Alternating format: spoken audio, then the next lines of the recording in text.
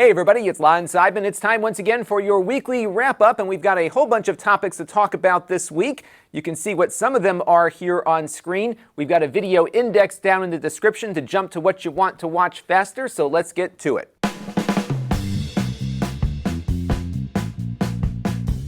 Now before we begin, I want to thank our newest supporters here on the channel. They include Bill Strong, who donated via our donor box page. Jacob contributed via Patreon.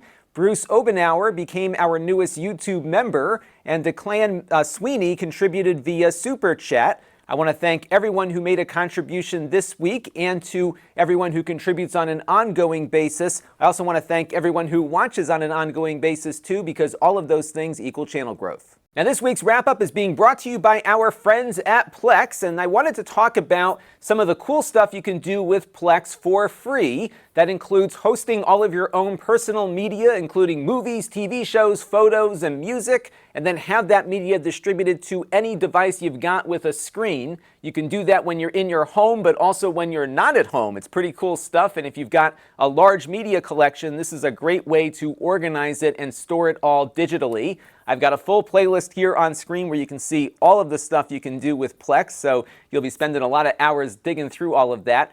A lot of features here and some great stuff for managing the media that you have under your direct control. But they're also now bringing in stuff from other places, including podcasts. They've got a great podcast client that allows you to listen to all of your favorite shows and keep everything organized right within the same interface you store your personal media.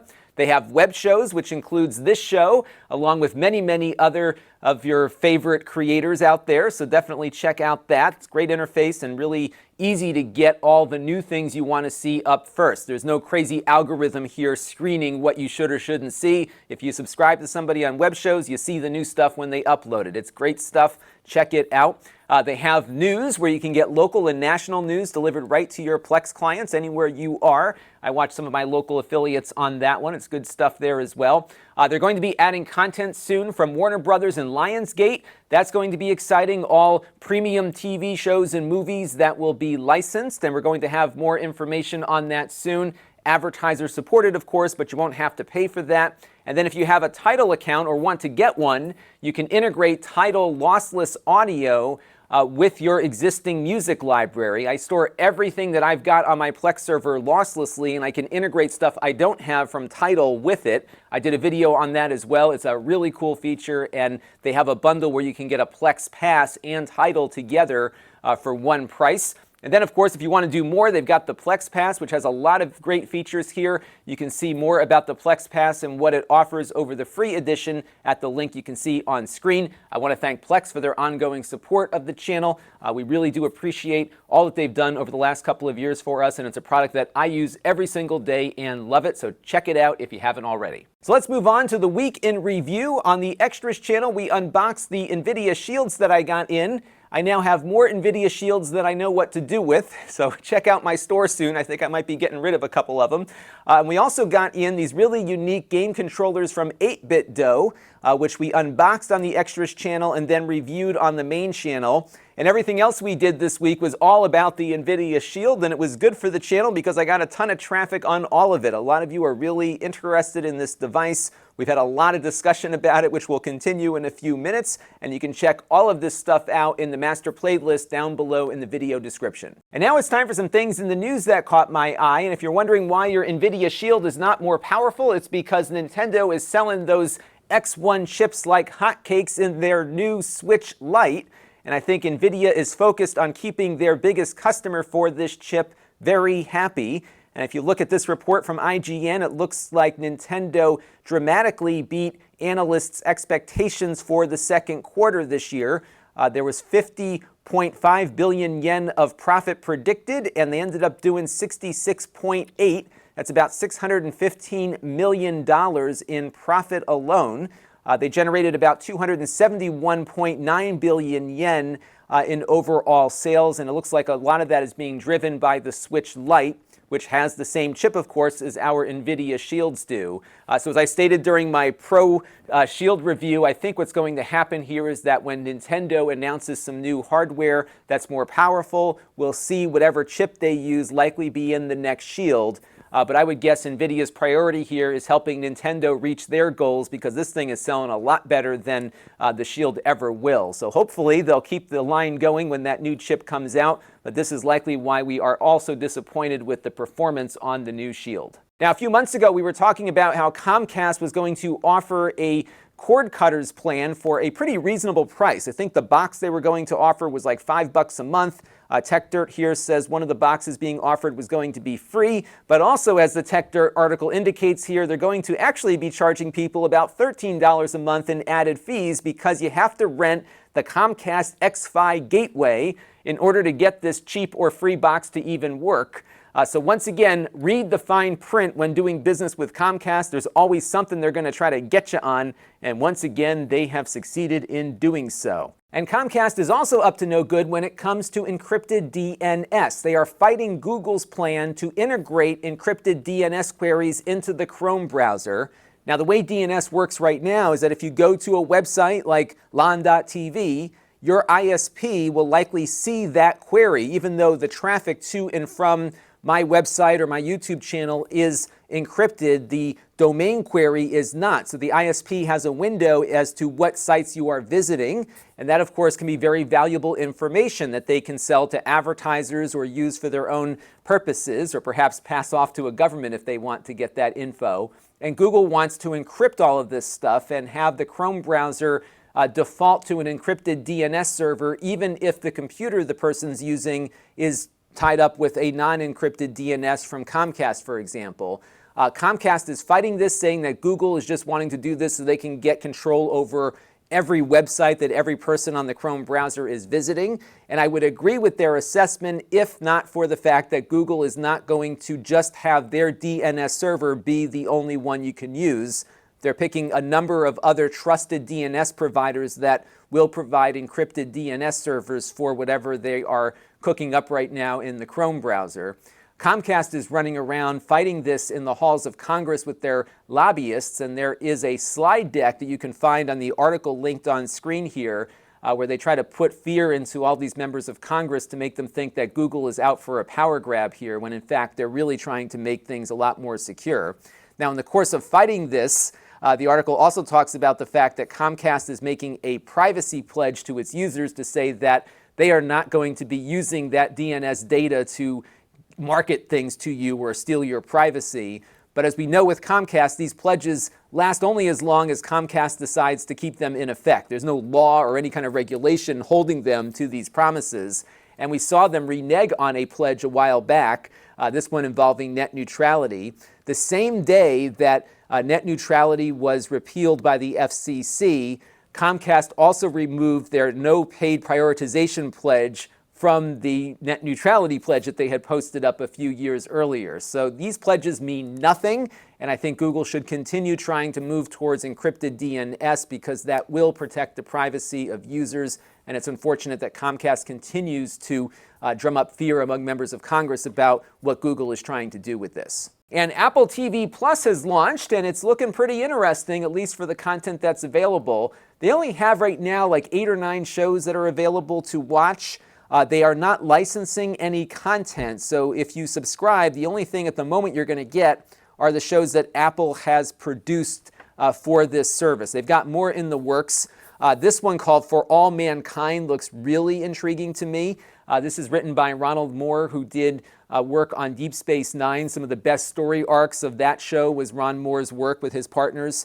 Also, Battlestar Galactica was something that he did, and now this is the latest effort, which is about a alternative history where the U.S. did not get to the moon first, and it kind of details how they're going to respond to that. I think it's a fascinating concept, and it looks like it's really well produced. Apple TV Plus does not necessarily require an Apple TV to watch.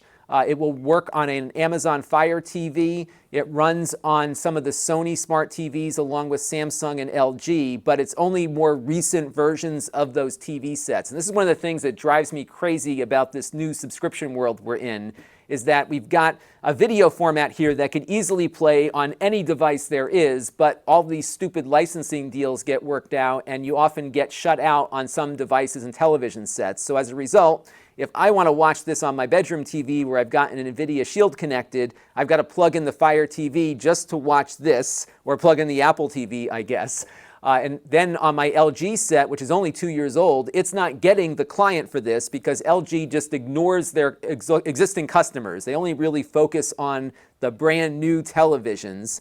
So if you have an older LG set from like a year ago, you're out of luck. It's only the 2019 editions up that are getting the Apple TV Plus client. So it's going to be a bit rocky here until Apple gets the client out to everybody. But there's not a lot of content here just yet. So I think the value will probably come later as they get more content produced and there's a broader library to watch on it. The good news is that if you bought any Apple device, like a computer or a phone or a tablet in the last year, you get a year for free with them, which I thought was a great way to get people introduced to the service.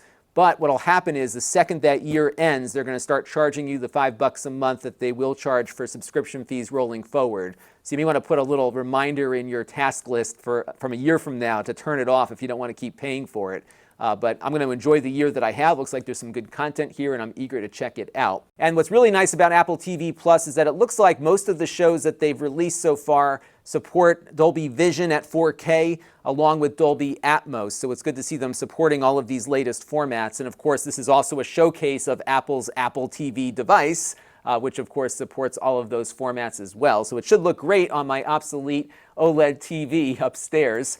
And on a related note, you can now get GSync on your LG OLED TVs, but again, only the current 2019 editions. So if you do have your PC hooked up to your television, definitely check out this article from Nvidia because you will definitely want to enable this for the best performance. But again, I'm just so ticked off that all of these firmware updates and features only get to the latest TVs, and then you're kind of stuck with whatever you got when you bought it.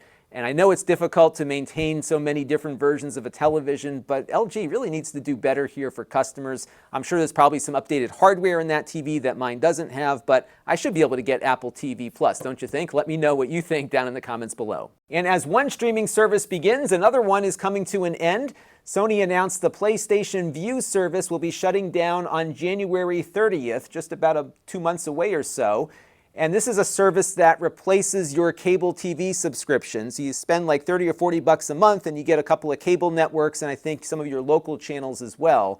The problem with these services is that they are not less expensive than what you might get from cable, or if they are, they're just slightly less expensive. On the wrap-up a few months ago now, we did a little comparison as to why I'm staying with my existing cable subscription, just because all of these other streaming services didn't offer what I wanted, or they cost the same or more than what I was paying now. And I think consumers are looking for more choice, and these subscription services for essentially what amounts to a cable TV plan are not providing that, because you really don't have a lot of a la carte choices. And I wouldn't be surprised if some of these other services like Sling or YouTube TV announce that they're having trouble as well. So keep an eye on this. We'll see what happens because there's a lot of streaming content coming at people and it's going to be hard, I think, for some of these more expensive services to stay in business. Now, this next story has me all fired up, and I've been arguing with my friends constantly about this because I don't think people are looking at this story the right way. And I want to begin by letting you know that I'm a big proponent of digital media, obviously, because this is what I do for a living. And I see things that are happening in Congress and in the public discussion that threaten this business model. And I always like to bring these things up to give people some different perspectives as to where media is going. If we look on the macro level, I think the rise of digital media and all these platforms has brought far more good to the world than bad. Yes, some bad things have happened, but a lot of good things have happened, namely the ability for small independent voices to get an audience. Never before in human history has it been possible to have a single individual get their thoughts out to the world in a way that didn't require power, money, or both. And I think that's a really important thing to keep in the back of everyone's minds when you hear all this negativity floating around about YouTube and Facebook and all these other platforms that are out there. It's an amazing time to be alive. It's a great time for freedom, even though it doesn't always feel like we're in a free world right now. The fact is there's far more voices being expressed now than ever before, and that's a good thing. Digital media is more efficient. It's providing a means of making a living for millions of people around the world. This is going to be the future, whether you like it or not. Yet, the incumbent media is very concerned about the rise of digital because it's beginning to really eat into their market, into the money that they earn from advertising and other things that they do. And there's going to be a lot of effort to drum up a lot of fear about what digital media is and isn't, because these folks are losing money every day, especially when elections come around. And there was a big hearing on Capitol Hill where Mark Zuckerberg was grilled by AOC and many others in regards to the fact that Facebook has said they're not going to screen candidate ads for truthfulness before they get posted. Now, you would think, oh my gosh, that's a terrible thing. How could they get away with that? But when you take a step back for a minute and look at what the law is surrounding incumbent media, you'll see that he's actually taking the same stance that the incumbent media is required by law to take, which is the fact that a broadcaster cannot take down a candidate ad even if it's completely untruthful. It is against the law. Check it out. The Communications Act of 1934 explicitly states that a TV station will have no power of censorship over the material broadcast by any such candidate. That is the law. A TV station or a radio station simply can't pull down an ad if they don't like the content, if it comes from a political candidate that has qualified for the ballot. And that is it. And it's surprising to me that Zuckerberg just totally blew it in the hearing. He could have threw this right back at them to say, look, the federal law that you all are under requires this of broadcasters. Why should I be held to a different standard? And I think he really missed an opportunity here, not only to defend his company's actions, but the entire industry in general. If we're going to have a set of rules apply to one competitor, it should apply to both. And I think it's just driving more of this narrative that somehow all of digital media is misleading and bad and awful. Now look, Facebook is no angel here. They have done a lot of bad stuff.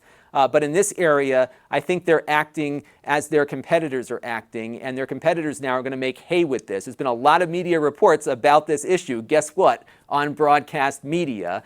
Check out this little graph from Burrell Associates that kind of details the shift in spending on political advertising. I will let you have your own determination as to why we're spending so much money on political advertising. We'll talk about that another day. But in 2012, the presidential election, there was $9.4 billion spent on political advertising in total here in the United States. This includes other races beyond president, I believe. And then in 2016, $9.8 billion was spent.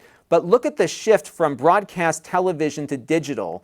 Broadcasters lost 13.2% of the market, and digital went up 12.7%. I believe this is like $1 billion here between 2012 and 2016 that got siphoned away from the broadcasters and made its way to digital platforms. And the reason is that digital is far more efficient. You can reach people in new and different ways. You can reach the people you're trying to reach as opposed to just sending out a blanket message. And in many ways, it's more affordable per person to make those messages get heard. And just economically, it makes more sense for campaigns to start looking at some of these digital options more seriously. And if you start looking at other pieces of the pie here, like direct mail and telemarketing and even a knock at the door, I don't know how you would police messaging without starting to trample on First Amendment rights. And I think we've got to give voters more credit than the media and those in politics do, because I think voters are a lot smarter than a lot of people think they are, and they know what they're doing. They do their homework, and I think we've got to give the voters the opportunity to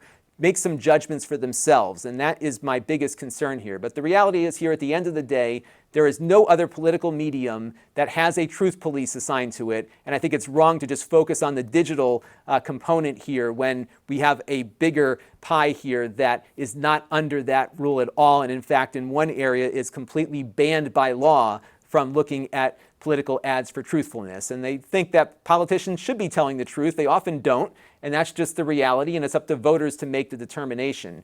But these laws really only apply to candidate ads. And as we all know, here in the US, there's a lot of third-party groups that do a lot of advertising as well. Broadcasters rarely pull down the third-party ads, which they have the ability to pull down if they are untruthful, but they're making so much money from them, they don't want to start doing it.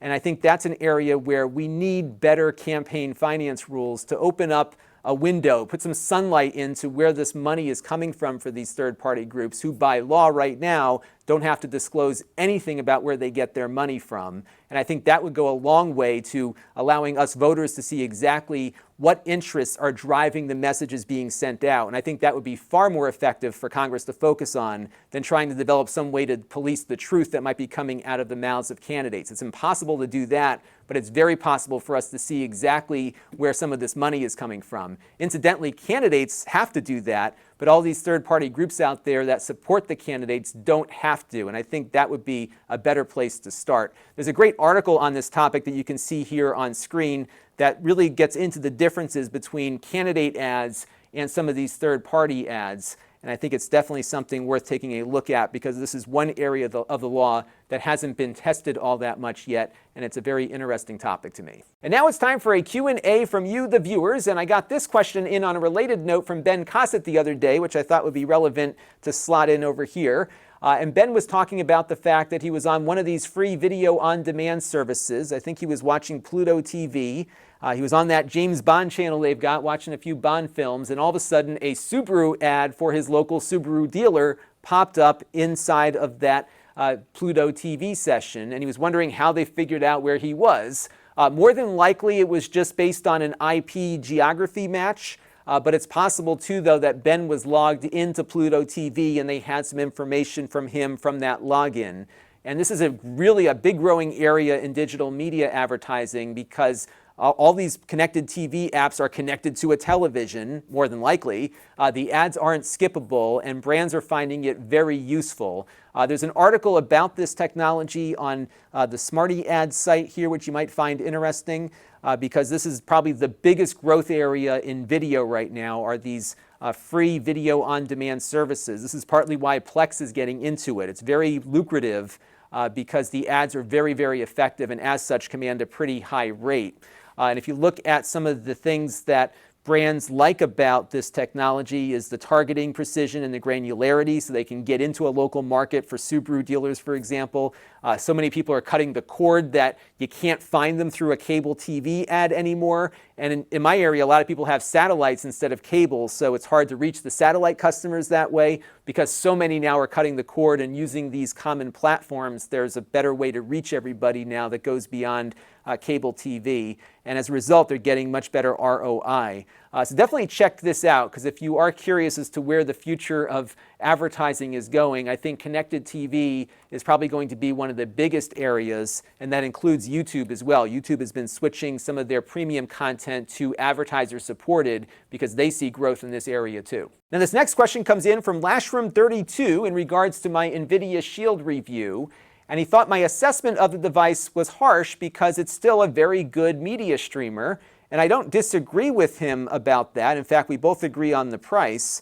But he's saying, look, you can't blame them for not upgrading the hardware when it's unnecessary. And I'll give him that, except the fact that Nvidia sold this as a device that was running faster. Check it out on their website. The very first item, 25% faster than the previous generation. It isn't. We tested everything we could test to measure whether or not this thing is indeed 25% faster than the old one, and I couldn't find anything that would show me that this device is running faster than the prior version. And a lot of people, some of them wrote into the channel, sold their old Shields or bought this new one because of this claim, which is completely unfounded. And it's very much unlike Nvidia, especially with the Shield line, to do something like this, knowing that the audience for this product are enthusiasts who are going to call them out on stuff when they're full of it. And in this instance, this is really bad marketing because the device really isn't, at least as far as I can see, any faster than the prior one. Does it make it a bad product? No. But if you're going to sell something as being 25% faster, you got to show us where that 25% performance boost can be found. Because as far as I'm concerned, it's exactly the same performance for the things that we test as the prior two editions of the Nvidia Shield. If we go back to 2017, when they last refreshed the hardware, remember they came up with the smaller design for the box and a new game controller, and that was it. I think this go around, they could have easily sold this device without having to oversell it, which is what they did with that 25% marketing claim. Now, what I'd love to hear from you this week as to whether or not you found the missing 25%. I'm really eager to probably do a video on that because I think it's important that if Nvidia is communicating this out to people and we miss something, it would be good to be able to show an area that you can demonstrate and measure that this thing really is faster than the old one. I don't want to harp on this, but if I did miss something, it's important to point it out.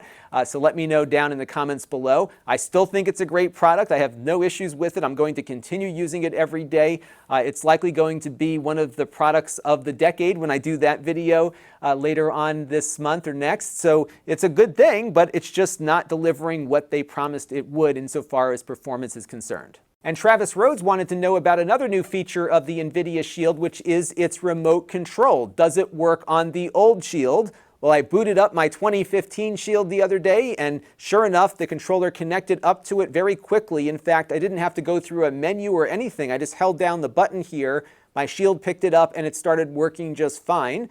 So this will work with the old Shield. All the features of the controller work, including the voice commands and the Netflix button. So I think if you are able to buy this remote separately, it should work just fine with the old hardware, just as it does with the new hardware. So hopefully they will offer this because a lot of you like this controller quite a bit, and a few of you don't like it at all, but there's going to be some choices out there for you at least, and that is a good thing. Now, my pick of the week this week is a game that we featured in our 8BitDo controller review, which is called Xeno Crisis.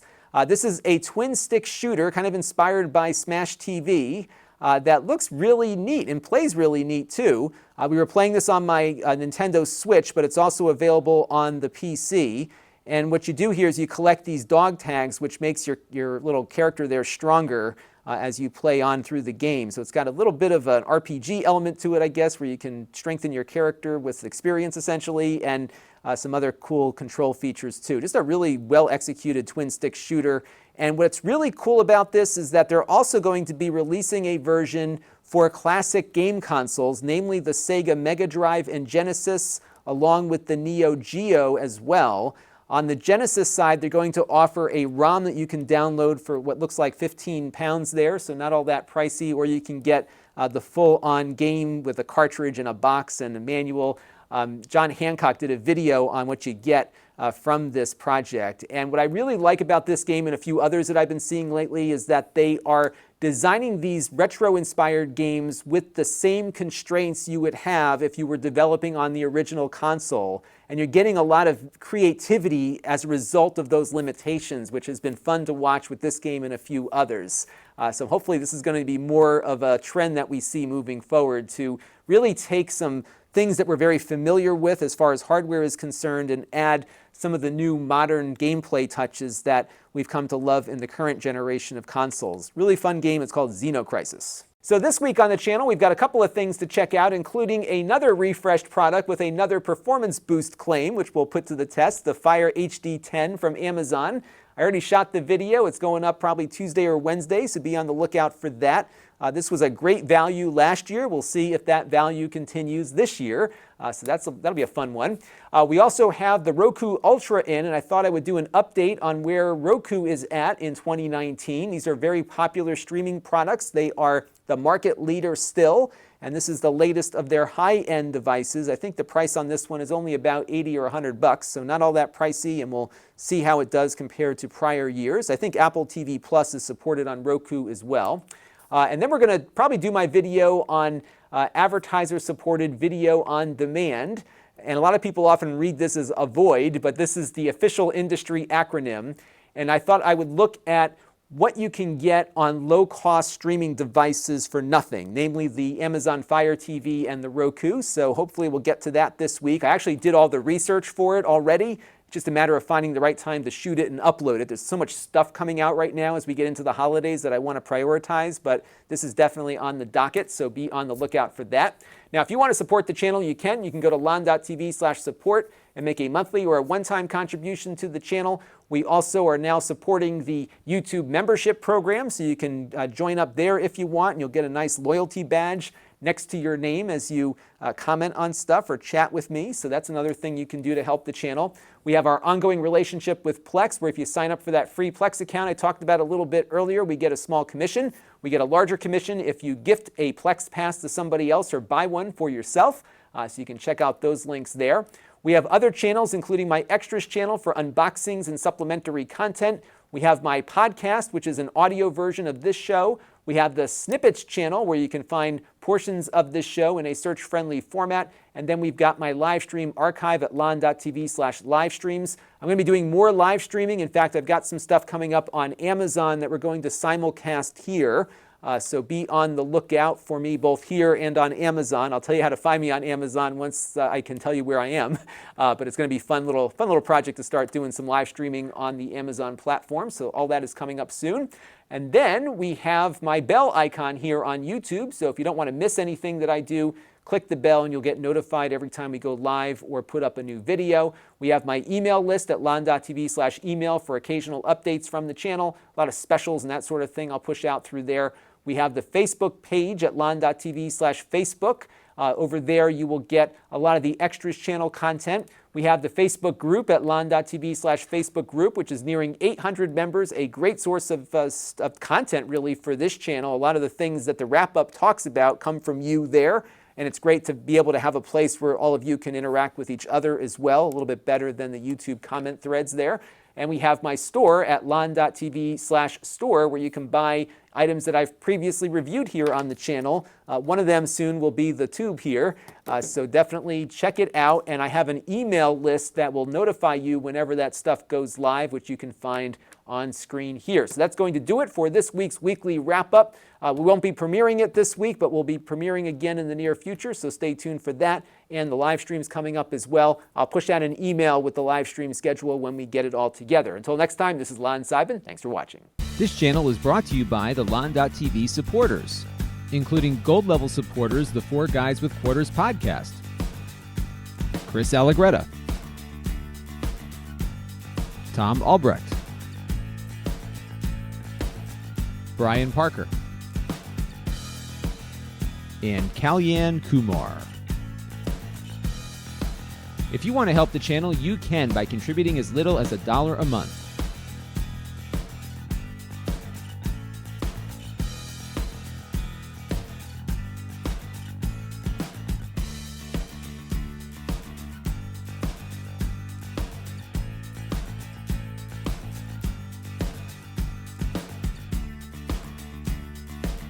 Head over to Lon.TV/support to learn more.